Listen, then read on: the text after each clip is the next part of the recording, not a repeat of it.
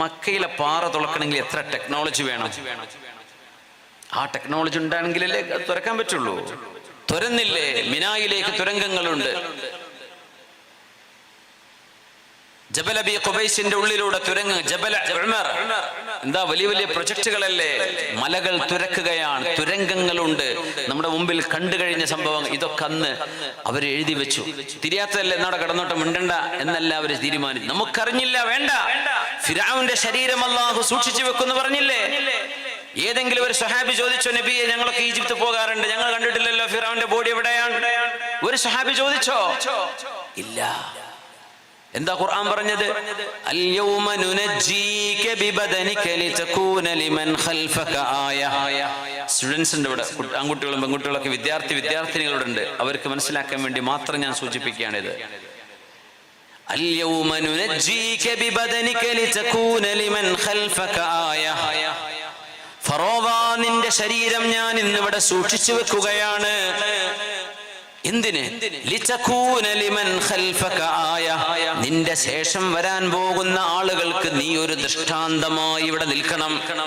നിന്നെ പോലത്തെ ഏകാധിപതിയും സ്വേച്ഛാധിപതിയും മനുഷ്യരെ നരനായാട്ട് ചെയ്യുകയും പിഞ്ചുമക്കളെ നിഷ്ഠൂരമായി കൊല ചെയ്യുകയും ചെയ്ത ഞാനാണ് പടച്ച തമ്പുരാൻ എന്ന് ലോകത്ത് വാദം ചെയ്ത നിന്നെ എന്താണ് ഞാൻ ചെയ്തത് എന്ന് ലോകത്തിന് കാണണം. അതിന് നിന്റെ ബോഡി ഞാൻ എടുത്തു വെക്കും. ആര് പറഞ്ഞു? അല്ലാഹു തആല. ഖുർആൻ ഇറങ്ങുമ്പോ ആ ബോഡി കിട്ടിയോ? ഇല്ല. സ്വഹാബത്തിന്റെ കാലത്ത് കിട്ടിയോ?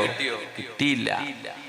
താബിഈങ്ങൾ, ഇസ്ലാമിന്റെ നൂറ്റാണ്ടിൽ 2, 3, 4, 5, 6, 7, 8, 9, 10, 11, 12, 13-ാം നൂറ്റാണ്ടാകുമ്പോഴാണ് കിട്ടുന്നത്. 13 നൂറ്റാണ്ടുകൾക്ക് ശേഷം.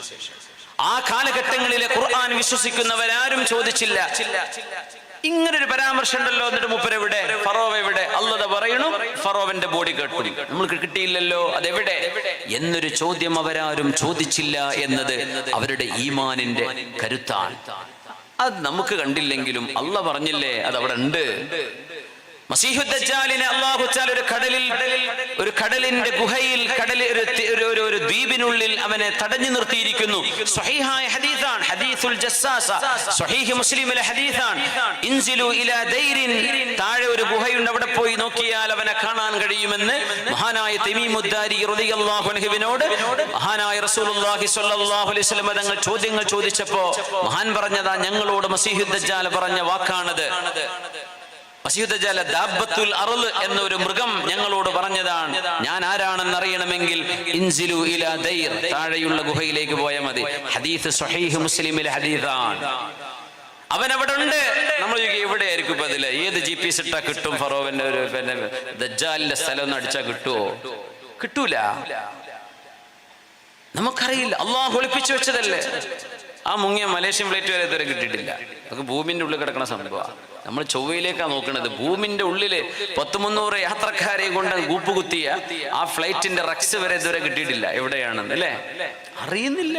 എന്നിട്ടാണ് നമ്മൾ പറഞ്ഞ ഭയങ്കര സംഭവം മനുഷ്യൻ. കാം ഡൗൺ, വലിയ അഹങ്കാരമൊന്നും വേണ്ട. അള്ളാഹു പഠിപ്പിക്കുകയാണത്. അള്ളാഹു ഒളിപ്പിച്ചു വെച്ചു. ദുൽഖർനൈൻ ചക്രവർത്തി യഅജൂജ് മഅജൂജുകളെ ഒരു കോപ്പറിന്റെ കല്ലുകളാൽ ഉണ്ടാക്കിയ ഒരു മലയുടെ പിറകിൽ തളച്ചു നിർത്തിയതാണ്. എവിടെയാണ് ആ മല? അബുൽ കലാം ആസാദ് എന്നവര് എഴുതി വെച്ചിട്ടുണ്ടായിരുന്നു, ഇന്നത്തെ ജോർജിയയുടെ ഭാഗത്താവണം. അതായത് വിലാദി കുഖാസിന്റെയും ടിബിലിസിയുടെയും, ടിബിലിസി എയർപോർട്ടുള്ള സ്ഥലമാണ് ജോർജിയയിൽ പോയ ആൾക്കാരുണ്ടാവും ചിലപ്പോ. അതിന്റെ ഇടയിലുള്ള ദാരിയാൽ മലഞ്ചെരുവിലാണ് ഈ ചുരമുള്ളത് എന്ന് മൗലാന അബുൽ കലാം ആസാദിന്റെ ഒരു ഖുർആൻ വ്യാഖ്യാനത്തിലുണ്ട്. പക്ഷേ അവിടെ ചെന്നപ്പോ കണ്ടുകൊള്ളുന്നില്ല. ആരെ? യഅജൂജ് മഅജൂജുകളെ കാണുന്നില്ല. അവരത് തുരക്കുന്നുണ്ടെന്ന് പുണ്യ നബി സല്ലല്ലാഹു അലൈഹി വസല്ലം. പക്ഷെ അത് സമയമായാൽ അള്ളാഹു കാണിച്ചു തരും. 13 നൂറ്റാണ്ടുകളോളം മനുഷ്യർക്ക് കാണിച്ചു കൊടുക്കാതെ 1901 20-ാം നൂറ്റാണ്ട് പിറക്കുന്ന കാലം ഫറോവയുടെ ഡെഡ് ബോഡി നൈലിന്റെ ഡെൽറ്റയിൽ നിന്ന് കണ്ടെടുക്കപ്പെടുകയാണ്. ഇപ്പോ ഈജിപ്തിന്റെ സിവിലൈസേഷൻ മ്യൂസിയം ഉണ്ട്. ഈജിപ്ഷ്യൻ സിവിലൈസേഷൻ മ്യൂസിയം കെയ്റോവിലെ ഏറ്റവും പുതിയ മ്യൂസിയമാണ്. 2022 കൊറോണയ്ക്ക് ശേഷം ഓപ്പൺ ആക്കിയത്, 2022 ഓപ്പൺ ആക്കിയത്. ഫറോവനെ അവിടെ കാണാൻ പറ്റും. മുമ്പരങ്ങനെ കിടക്കുന്നുണ്ട്. വേറെയും ഒരുപാട് ഫറോവന്മാർ, പെണ്ണുങ്ങളും ആണുങ്ങളുമായ ഭരണാധികാരികളൊക്കെ അവിടെ 19 21 ചിലപ്പോൾ 1-2 ആളുകളെ കൊണ്ടുപോകും, പഠിക്കാൻ വേണ്ടി കൊണ്ടുപോകും പല ലോകത്തിന്റെ പല ലാബുകളിലേക്കും. ഒരു 10-18 ഡെഡ് ബോഡികൾ അവിടെ കാണും. അതിലൊന്ന് ഫറോവയാണ്, റംസീസ് രണ്ടാമനാണ്. ഇത് അല്ലാഹു ചെയ്ത് എപ്പോഴെന്നറിയോ? യുക്തിചിന്തകൾ മനുഷ്യന്റെ തലയിലേക്ക് കയറി വന്ന കാലം. ഇപ്പോഴത്തെ കുട്ടികൾ ഇപ്പൊ ചോദിച്ചെന്ന് വരും, ഖുർആൻ സത്യമാണെങ്കിൽ ഇത് കാണണ്ടേ? എന്നാ കണ്ടോ, പോയിക്കോ, ഈജിപ്തിലേക്ക് പോയിക്കോ, പെട്ടെന്ന് കിട്ടും, ഓൺ അറൈവൽ വിസ കിട്ടും. ചിലപ്പോ ഞാൻ പോയിട്ടുണ്ട്, കുറെ പ്രാവശ്യം പോയിട്ടുണ്ട്, ഫറോവനെ കണ്ടിട്ടുണ്ട്. കണ്ട ആൾക്കാർ വേറെ ഉണ്ടായിരിക്കും. അള്ളാഹു എഴുതി വെച്ചത്, പടച്ച തമ്പുരാൻ പുണ്യനബിക്ക് അറിയിച്ചു കൊടുത്തത് സത്യമാണെന്ന് പുലർത്തുകയാണ്. ഞാൻ പറഞ്ഞത്, ഒരു സ്വഹാബിയും പുണ്യനബിയോട് ചോദിച്ചിട്ടില്ല, നബിയെ ഫറോവ ഉണ്ട് എന്നൊക്കെ പറഞ്ഞില്ലേ ഖുർആനിൽ, എവിടെയാണ് അവലെ മുപ്പര ബോഡി? സ്വഹാബികൾ ചോദിച്ചിട്ടില്ല. അതാണ് അത്ഭുതം. എന്തേ? അങ്ങെന്ത് പറയുന്നുവോ അത് സത്യമാണെന്ന് ഞങ്ങൾക്ക് ബോധ്യപ്പെട്ടു, ഞങ്ങൾ കണ്ടാലും ഇല്ലെങ്കിലും. അങ്ങനെയാണ് റസൂലുള്ളാഹി സ്വല്ലല്ലാഹു അലൈഹി വസല്ലം തങ്ങളുടെ പരിശുദ്ധമായ ഹദീസുകളുടെ ലോകം വല്ലാത്ത ഒരു ലോകമാണ്. ഏതായിരുന്നാലും ചിരിയുടെയും പുഞ്ചിരിയുടെയും ഭാഗമെന്ന് ഇമാം ബുഖാരി റഹ്മത്തുള്ളാഹി അലൈഹി ഹെഡിങ് ഇട്ടുകൊണ്ട് പഠിപ്പിക്കുന്ന ഭാഗം, പലതരത്തിലുള്ള ചിരി വിശുദ്ധ ഖുർആനിൽ കാണാൻ കഴിയും.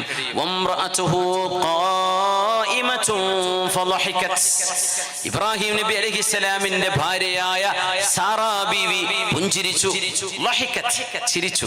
എപ്പോ? സാറാ ബീവിയുടെ ഖബറുള്ളത് ഹിബ്രോണിലാണ്. ഹിബ്രോൺ എന്ന് പറഞ്ഞാൽ ഇസ്രായേൽ ഭരിക്കുന്ന സ്ഥലമാണ്, ഫലസ്തീനിന്റെ ഒക്യുപ്പൈഡ് പാലസ്റ്റൈൻ. ഹിബ്രോൺ, ഖലീൽ എന്നാണ് അറബിയിൽ പറയാ. സ്ഥലത്തിന്റെ പേര് ഖലീൽ, ഇബ്രാഹിം നബി അലൈഹിസ്സലാമിന്റെ പേരിലാണുള്ളത്. ഇബ്രാഹിം നബി അലൈഹിസ്സലാമിന്റെ അൽ ഹറമുൽ ഖലീലി എന്ന് പറയുന്ന ആ ഒരു പള്ളിയിലേക്ക് ഒരുപാട് സ്റ്റെപ്പ് ഉണ്ട്. സ്റ്റെപ്പ് കയറുമ്പോൾ തന്നെ വലതുഭാഗത്ത് യൂസുഫ് നബി അലൈഹിസ്സലാം, മേലോട്ട് കയറി ചെന്ന് റൈറ്റിലേക്ക് ചെന്ന് പ്രധാന പള്ളിയിലേക്ക് കയറി ചെല്ലുന്നിടത്ത് ഹാദിഹി ഉമ്മുന സാറ, നമ്മുടെ ഉമ്മയായ സാറാ ബീവിയാണിത് എന്ന് എഴുതി വെച്ചിട്ടുണ്ട്. അവിടെ മഹദിയുടെ ഖബറുണ്ട് അവിടെ. അത് കഴിഞ്ഞ് ഇടത്തോട്ട് പള്ളിയുടെ മുൻവശത്തേക്ക് മെഹ്റാബിന്റെ ഭാഗത്തേക്ക് ചെന്നാൽ ഇമാമ് മിമ്പറ നിൽക്കുന്ന മിമ്പറയുടെ തൊട്ടു മുമ്പിൽ മഹാനായ ഇസ്ഹാഖ് നബി അലൈഹിസ്സലാം, അതിന്റെ നേരെ ഇടതുഭാഗം ഇസ്ഹാഖ് നബിയുടെ ഭാര്യ റിഫ്ഖ ബീവി, അതിന്റെ ബാക്കിൽ ഖലീലുല്ലാഹി ഇബ്രാഹിം അലൈഹിസ്സലാം. ഇബ്രാഹിം അലൈഹിസ്സലാം അപ്പുറത്തൊരു റൂമുണ്ട്, അവിടെയാണ് മഹാനായ യാക്കൂബ് അലൈഹിസ്സലാം. യാക്കൂബ് നബിനെ ജൂതന്മാരാ. യാക്കൂബ് നബിയുടെ യാക്കൂബ് എന്ന നബിയുടെ മറ്റൊരു പേരാണ് ഇസ്രായേൽ. അതുകൊണ്ട് ജൂതന്മാര് ഇത് ഞങ്ങളുടെ ആളാന്ന് പറഞ്ഞത് അവരുടെ ഭാഗമായി വെച്ചിട്ട് അവിടെ നമുക്ക് സിയാറത്ത് ചെയ്യാൻ കഴിയില്ല. യാക്കൂബ് നബിനെ കാണാൻ കഴിയില്ല. യാക്കൂബ് നബി ജൂതന്മാരുടെ ഭാഗമാണ്. അവര് യാക്കൂബ് നബി എന്ന യാക്കൂബ് എന്ന വാക്ക്, ഇസ്രായേൽ എന്നത് യാക്കൂബ് നബിന്റെ അപരനാമമാണ്. അപ്പൊ അങ്ങനെ ഒരു വല്ലാത്തൊരു അവർക്കൊരു ഒരു ഇമോഷണൽ ബന്ധം യാക്കൂബ് നബിയോടുണ്ടെന്നാണ് അവർ പറയാ. അവരൊക്കെ അംബിയ ലാ നുഫരിഖു ബൈന അഹദിൻ മിർ റുസുലി. സാറാ ബീവി ഉണ്ട് അവിടെ. ആരുടെ ഉമ്മയാണ്? ഇസ്ഹാഖ് നബിയുടെ ഉമ്മയാ. ഇസ്ഹാഖ് നബിന്റെ മഖാമും ആ ഒരൊറ്റ പള്ളി കോമ്പൗണ്ടിന്റെ ഉള്ളിലാണ്. ഇസ്ഹാഖിന് ഇപ്പോഴത്തെ റിഫ്ഖ ബീവി, റഫീഖ് എന്ന് പറയില്ലേ, റിഫ്ഖ. ആ റിഫ്ഖയാണ് ഇംഗ്ലീഷുകാരൻ റബേക്ക എന്നാക്കിയത്. ഇംഗ്ലീഷിലൊക്കെ റബേക്ക എന്ന് പറഞ്ഞ പെൺകുട്ടികളുടെ പേരുണ്ടോ? റബേക്ക, ബെക്ക എന്ന് പറയും. ചെറിയ അതിന്റെ തസ്ഗീറാക്കിട്ട് ബെക്ക എന്ന് പറയും, റബേക്ക. അത് ആരാണ്? റിഫ്ഖയാണ്. ഇസ്ഹാഖ് നബിന്റെ ഭാര്യയുടെ പേരാണത്, റിഫ്ഖ ബീവി റളിയല്ലാഹു അൻഹാ. സാറാ ബീവി അവിടെ ഉണ്ട്. അന്ന് കുഞ്ഞുണ്ടായിരുന്നില്ല. അപ്പൊ 3 അതിഥികൾ ഇബ്രാഹിം നബിയുടെ വീട്ടിലേക്ക് വന്ന ചരിത്രം ഖുർആൻ പറയുന്നുണ്ട്. അവർക്ക് ഉടനെ ഒരു മാംസം റെഡിയാക്കി കൊടുത്തു മഹാനായ ഇബ്രാഹിം നബി അലൈഹിസ്സലാം. പക്ഷെ അവരാരും തിന്നുന്നില്ല. ശത്രുക്കളാണെങ്കിലാണല്ലോ തിന്നാതിരിക്കുക. വീട്ടിൽ കയറി വന്നിട്ട് അതിഥികളായി വരുന്നവര് ഭക്ഷണം കഴിക്കൂലേ? അവര് ഭക്ഷണം കഴിക്കാതെ കണ്ടപ്പോ ഇബ്രാഹിം നബി പേടിച്ചു. അപ്പൊ നിങ്ങൾ ആരാണ്? ഞങ്ങൾ മലക്കുകളാണ്, മാലാഖമാരാണ് ഇബ്രാഹിം നബിയെ. ഞങ്ങൾ തിന്നില്ല, ഞങ്ങൾ കുടിക്കില്ല, ഞങ്ങൾക്ക് കുടുംബജീവിതം അങ്ങനെ ആണും പെണ്ണെന്ന് പറയാൻ കഴിയില്ല. നിങ്ങൾ അല്ലാഹുവിന്റെ സൃഷ്ടികളാണ്. എന്തിനു വന്നതാണ്? 2 മിഷൻ ഞങ്ങളുടെ മുമ്പിലുണ്ട്. ഒന്ന്, ലൂത്ത് നബി അലൈഹിസ്സലാമിന്റെ സമൂഹം സ്വവർഗഭോഗികളാണ്, ഹോമോസെക്ഷൽസ്, ഗെയ്സ് എന്ന് പറയും. ഇപ്പോഴത്തെ കാലഘട്ടങ്ങളിൽ ഇതൊക്കെ വലിയ ട്രെൻഡ്. ചിലർ പറയാം അതൊരു അസുഖമാണ്, അവരെ കുറ്റം പറയാൻ പറ്റൂല. ഇന്നത്തെ ഇബ്ലീസിന്റെ ഏറ്റവും വലിയ കുതന്ത്രമാണിത്. തിന്മയിലേക്ക് മനുഷ്യൻ ടെൻഡൻസി ഉണ്ടാകും. അത് ഹോർമോണുകൾ പ്രവർത്തിക്കുമ്പോൾ തന്നെ ഉണ്ടാവുക. പക്ഷേ ഒരു സംഗതിയുടെ മോറൽ സൈഡിനെ തീരെ കണ്ണുകൊണ്ട് കാണാതെ, ചിലർക്ക് പെണ്ണിനെ കല്യാണം കഴിക്കണം എന്നല്ല തോന്നുക, ആണിനെ കല്യാണം കഴിക്കാനാ തോന്നുന്നത്. അങ്ങനെ ആയിക്കോട്ടെ, അതിനെ സമ്മതിച്ചു കൊടുക്കുന്ന രാജ്യങ്ങളുണ്ട്, അതിനുവേണ്ടി നിയമനിർമ്മാണം നടത്തുന്ന സംവിധാനങ്ങളുണ്ട്. ഇസ്ലാമിൽ അത് ഹറാമാണെന്ന് മാത്രമല്ല, മനുഷ്യൻ ചെയ്യാൻ പാടില്ലാത്ത കടുത്ത പാതകമാണിതെന്ന് പറഞ്ഞ് ലൂത്ത് നബി അലൈഹിസ്സലാമിന്റെ സമൂഹത്തെ സൊഡോം ഗൊമൊറ എന്ന് പറയുന്ന 2 നാടുകളെ, ചാവുകടലിന്റെ തൊട്ടപ്പുറത്തുള്ള നാടുകളാണ്. ഇന്നും ചാവുകടലിന്റെ സൈഡിലൂടെ ഈജിപ്തിലേക്ക്, സീനായിലേക്ക് യാത്ര ചെയ്താൽ നമ്മുടെ വലതുഭാഗം ചെളിയായി മറിച്ചിടപ്പെട്ട സ്ഥലം കാണാൻ കഴിയും. അവിടെയാണ് സൗജത്തു ലൂത്ത് എന്ന് എഴുതി വെച്ചിട്ടുണ്ട്. ലൂത്ത് നബിയുടെ ഭാര്യ. ഒരു പാറയുടെ മുകളിലേക്ക് നോക്കിയാൽ ഒരു പെണ്ണിന്റെ രൂപം പോലെ ഒരു പാറക്കല്ല് കാണാൻ കഴിയും. അത് ലൂത്ത് നബിന്റെ ഭാര്യയാണ്, നമുക്കറിയില്ല. പക്ഷേ അവിടെ അങ്ങനെ ഒരു ബോർഡ് വെച്ചിട്ടുണ്ട്, സൗജത്തു ലൂത്ത് അലൈഹിസ്സലാം. ആ നാടിനെ കീഴ്മേൽ മറിച്ചിട്ടതാണ്. എന്താ അവരുടെ വിഷയം? ഗൈസ്, സ്വവർഗഭോഗികളായിരുന്നു അവര്. ലൂത്ത് നബി പറഞ്ഞു, എന്ത് പണിയാ നിങ്ങൾ ചെയ്യുന്നത്? മാന്യമായി വിവാഹം ചെയ്ത് ജീവിച്ചൂടെ? അവർ പറഞ്ഞു, നിങ്ങ വല്ല പുണ്യവാളനായി നിൽക്കണ്ട ലൂത്തെ, നിന്നെ ഞങ്ങൾ കല്ലെടുത്ത് കൊല്ലും. അള്ളാന്റെ അദാബ് അങ്ങോട്ട് വന്നു, ഭൂമിക്ക് കീഴ്മേൽ മറിച്ചിട്ടതാണ്. ഇപ്പൊ എന്താ പറയാന്നറിയോ? അതൊക്കെ ഒരു അവരുടെ നാച്ചുറൽ ടെൻഡൻസിയാണ്. They are born gays, so they should be married to the similar gender. എന്ത് വിടുവായുത്തമാണ് ഈ പറയുന്നത്? ഒരു കുട്ടി പറയാം, എനിക്കിങ്ങനെ എല്ലാവരും അടിക്കാൻ ഭയങ്കര ഇഷ്ടമാണ്, ഞാൻ അങ്ങനെ ജനിച്ചത്, എന്റെ ഹോർമോൺ അങ്ങനെ, കാണുമല്ലോ മുഴുവൻ അടിക്കലാണ്. നിങ്ങൾ അടിക്കാൻ വിടുവോ? ഒരുത്തിന് തോന്നുന്നു വ്യഭിചരിച്ച് നടക്കണം, അവന്റെ ഹോർമോൺ അങ്ങനെയാണ്, നിങ്ങൾ വിടുവോ അതിനെ? ഒരുത്തൻ പറയുന്നു മോഷണം ചെയ്യലാണ് അവന്റെ ജോലി, എനിക്കങ്ങനെ തോന്നുന്നു, ആ ഒരു ടെൻഡൻസി ജന്മനാ എന്റെ ബോഡിയിലുണ്ട്, നിങ്ങൾ വിടുവോ? അതൊന്നും ചിന്തിക്കൂല. സ്വവർഗഭോഗം പറയുമ്പോ യുക്തിവാദികൾ അടക്കമുള്ള ആളുകൾ എഴുന്നേറ്റ് വരും, ഞങ്ങൾ ഓല ആൾക്കാരാന്ന് പറയാൻ. ഇതൊക്കെ നിയന്ത്രിക്കാൻ കഴിയുന്ന സംവിധാനത്തിലാണ് മനുഷ്യ ശരീരത്തെ അള്ളാഹു പടച്ചത്. എല്ലാ മനുഷ്യർക്കും ദുരാഗ്രഹങ്ങളില്ലാഞ്ഞിട്ടാണോ? വ്യഭിചാരം ഇഷ്ടപ്പെടാത്തവരുണ്ടോ മനുഷ്യരിൽ? പക്ഷേ അള്ളാഹുവിന് വേണ്ട, പടച്ച തമ്പുരാൻ അരുതെന്ന് പറഞ്ഞു. ആ വഴിക്ക് നമ്മൾ ചിന്തിക്കുന്നില്ല. മദ്യപാനമാവട്ടെ, ലഹരിയാവട്ടെ, മനുഷ്യൻ എന്ന നിലയിൽ നമ്മുടെ ശരീരം ആഗ്രഹിച്ചേക്കാം, പക്ഷേ എന്റെ റബ്ബിനത് ഇഷ്ടമല്ല, നമ്മൾ തൊടില്ല. ഗെയ്സും ലെസ്ബിയൻസും ഒക്കെ ഇത് തന്നെയാണ് വിഷയം. അരാജകത്വത്തിന് കോണി വെച്ചു കൊടുക്കുക, അരാജകത്വത്തിന് സല്യൂട്ട് അടിച്ചു കൊടുക്കുക. നിങ്ങൾ ചെയ്തോളൂ, നിങ്ങൾക്ക് ബാക്ക് സപ്പോർട്ട് ഞങ്ങളുണ്ട്. ഇത് പിശാചിന്റെ പണിയാണ്, ഇത് പിശാചിന്റെ പണിയാണ്. സയ്യിദുനാ അലി ഇബ്നു അബീ ത്വാലിബ് റളിയല്ലാഹു അൻഹു അവർക്ക് കൊടുത്ത ശിക്ഷ പഠിക്കണം. ചരിത്രത്തിൽ ദാരുണമായുള്ള ശിക്ഷ കൊടുത്തിട്ടുണ്ട് മഹാനായ അലി ഇബ്നു അബീ ത്വാലിബ് റളിയല്ലാഹു അൻഹു. വ്യഭിചാരത്തിന്റെ ശിക്ഷയെക്കാളും കടുത്ത ശിക്ഷയാണ് സ്വവർഗഭോഗ രോഗികൾക്ക് കൊടുത്തത്. ശർഈ ഇസ്ലാമിന്റെ ചരിത്രം അതാണ്. ഇത് മുസ്ലിമീങ്ങളോടാ ഞാൻ പറഞ്ഞത്. സ്വവർഗഭോഗം നല്ലതാണെന്ന് ചിന്തിക്കുന്ന ഒരു സ്വതന്ത്രവാദി, നീ നിന്റെ വഴിക്ക് പോയിക്കോ, നിന്നോടൊന്നുമല്ല ഞാൻ സംസാരിക്കുന്നത്. ഞാൻ സംസാരിക്കുന്നത് എന്റെ ഉമ്മത്തിനോടാണ്. അതുകൊണ്ട് ക്ലിപ്പ് ഉണ്ടാക്കി വരാൻ നിൽക്കണ്ട, നീ നിന്റെ വഴിക്ക് പോയിക്കോ. എന്റെ ഉമ്മത്തിനോടാണ് ഞാൻ സംസാരിക്കുന്നത്. നമ്മുടെ മൈൻഡുകൾ കറപ്റ്റ് ചെയ്യപ്പെടരുത്. ധാർമ്മികതയും നന്മയും ലോകത്ത് നിലനിൽക്കണം. മനുഷ്യനെ മൃഗമാക്കി മാറ്റാനാണ് ഇവിടെ പലരും ശ്രമിച്ചുകൊണ്ടിരിക്കുന്നത്. നമ്മൾ മൃഗമല്ല, we are humans. നമ്മൾ എയ്പ്പുകളിൽ നിന്നുണ്ടായ, കുരങ്ങളിൽ നിന്ന് ജനിച്ചു വളർന്നവരല്ല നമ്മൾ. ഖലഖല്ലാഹു ആദം അലൈഹിസ്സലാം അലാ സൂറതിഹി. സയ്യിദുനാ ആദം നബി അലൈഹിസ്സലാം അതേ രൂപത്തിൽ പടക്കപ്പെട്ട നബിയാണ്, മനുഷ്യനാണ്. കുഞ്ഞായിട്ട് വളർന്നവരല്ല, കുരങ്ങിന്റെ രൂപം മാറിയതല്ല.